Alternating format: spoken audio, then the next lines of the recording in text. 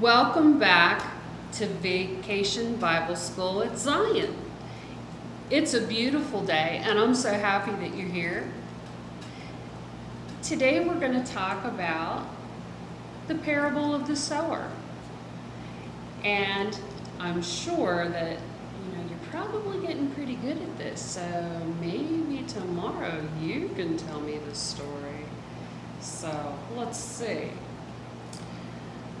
Jesus sat in a boat when he told some people on shore a story about a sower who planted seeds on the ground. Some seeds landed in a path, and the birds ate those seeds, so the plants didn't grow. And some landed in rocky soil, and the sun was too hot, and it burned those seeds, so those plants didn't grow. Some landed in the dirt with too many weeds, and the weeds choked out the plants, so they didn't grow. But some seeds landed in really good soil, and they grew and grew and they thrived. Well, Jesus wants us to share God's word like the sower who scattered the seeds. Just like some of the seeds that didn't grow, some people will not listen to God's word, but many people will listen, and God's word will grow in them. Okay, we're going to continue with our pizza garden. Are you ready? So tonight for our pizza garden, we are going to plant marjoram. Marjoram is another herb that is used with pizza. And so we're going to poke some holes in the dirt here and here. And we're going to take some of the seeds. Let's see what these ones look like. Oh my goodness, they're itty bitties. Ooh, holy moly. Look at that. They're just tiny. So we're going to take some of the marjoram seeds and we're going to put it in the one hole right there. If I can get them out from under my fingernail. And then we're going to put some other seeds of marjoram in this hole. Okay? And then we're going to cover in the hole. And we're going to water it and sit it back on the windowsill. And we're going to watch it grow. Did you know you're stepping on God's creation? We all are. Sometimes we don't realize that what we do might harm creation. I wonder if there are ways we can care for creation, kind of like leave no trace policy for hiking. We're going to trace our feet and cut them out. And you're going to have green on one foot and gray on the other. I will name some actions, and you will get to think about how you step on God's creation. Now don't worry, no one's going to be graded, nobody's going to make you feel guilty.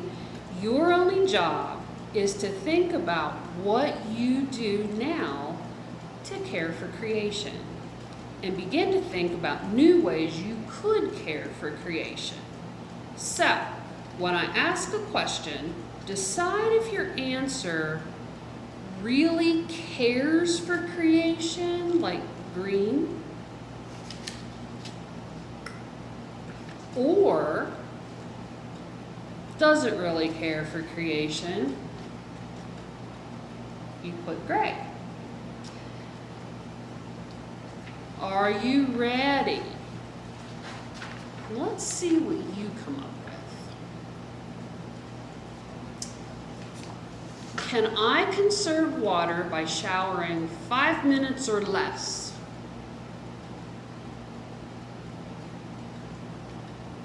Green.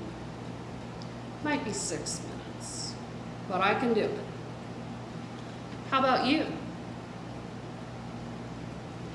I recycle plastic, metal, and paper items every chance I get.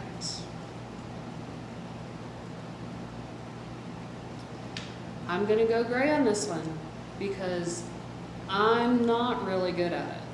Like, we have a bin, but the recycling is every 2 months at the ag store, and because of COVID, they haven't been doing it. So that's been a little lax the last few months. But typically we have bins, the glass goes in one, the plastic in the other, metal in another, and they go to the recycling center. So if it was a normal time of year, it would be green. Okay, next one. I throw trash only in the trash container. I bike, walk, carpool, or ride public transportation whenever I can. Well, I am green on part of that. How about you? Do you put your trash only in the trash container? You don't throw it on the ground or, anything like that? Okay. I bike, walk, carpool, or ride public transportation whenever I can. Well, I live in a rural area, so walking and biking, yes. Carpooling, we do that when we go out, but we really don't have a whole lot of access to public transportation. How about you? I turn off the lights when I leave the room. I do. How about you? I turn off computers and TVs when I'm done using them. Yes, I do. I do not waste paper. I use both sides. I do. How about you?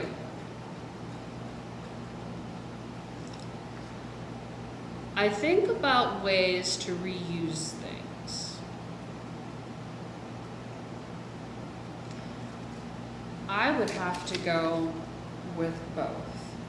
I think about it, but I'm not always good about it. Now my kids are really good about stuff like that. They come up with all kinds of ideas, and it's like, how did you come up with that? It's wonderful. So, I open windows to stay cool and put sweaters on to stay warm. I do that.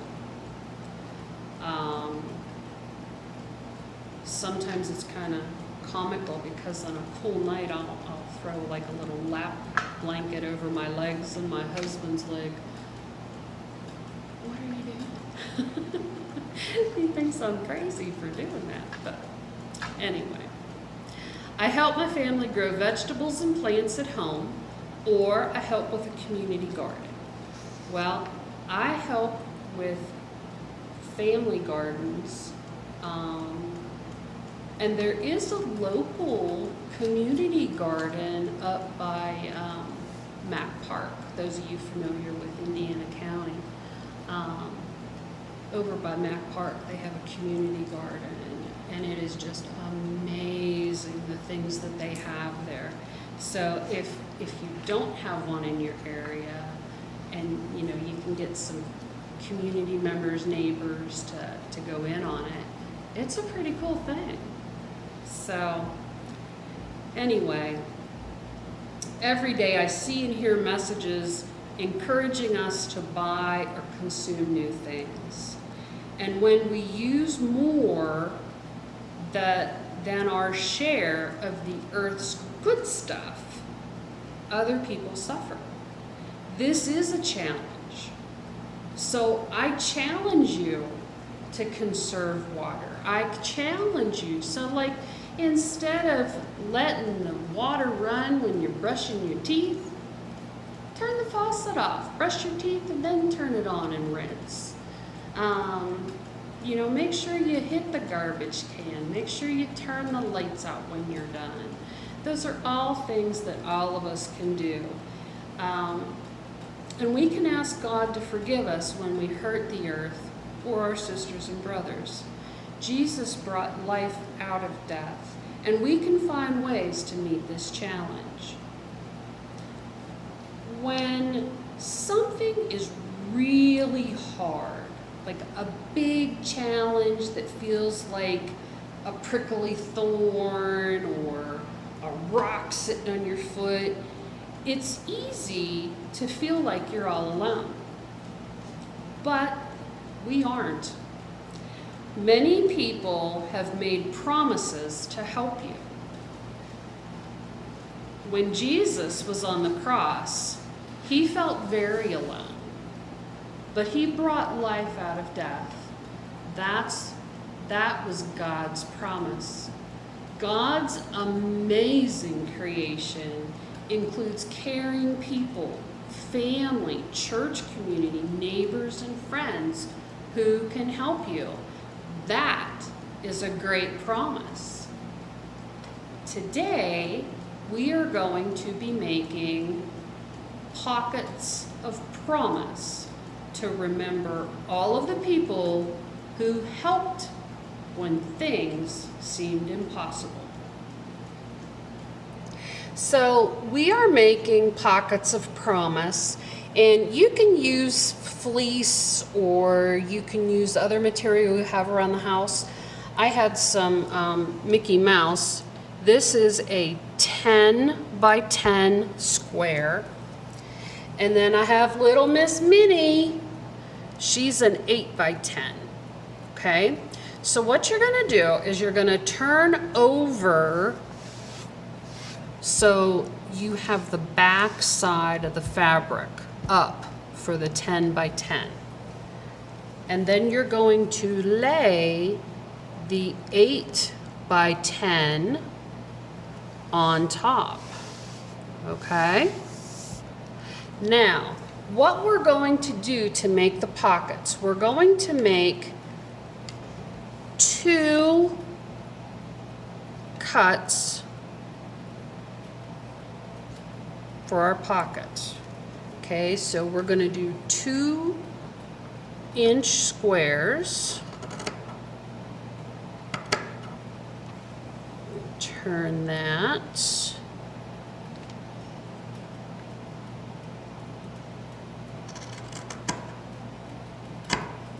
Okay, so that's 1 square, and you cut them on the long side. Okay, make sure you cut them on the long side.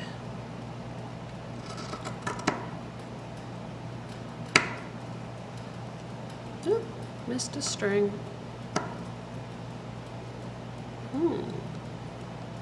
Miss Minnie doesn't want to let go.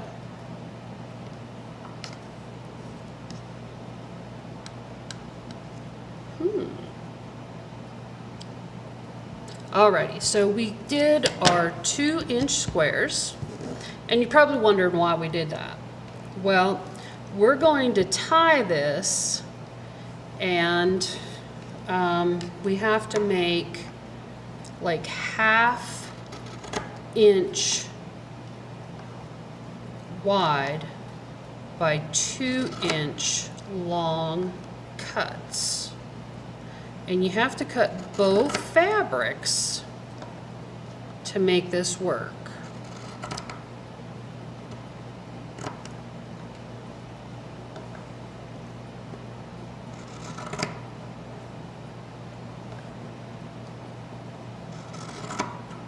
So that's one end. And now we're going to do the sides.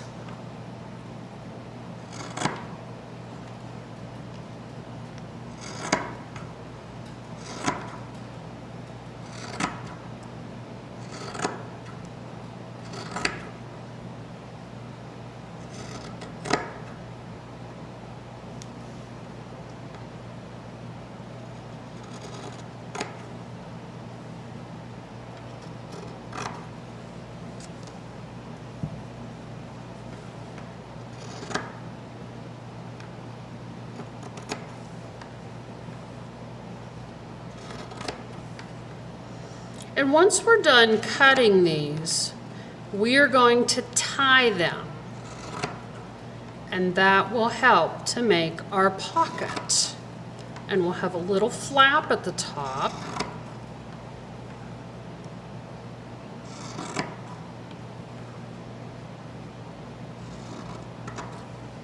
Alrighty, so we're going to start tying these, and you take the two pieces. Oops, I'm sorry, I'm getting off camera here.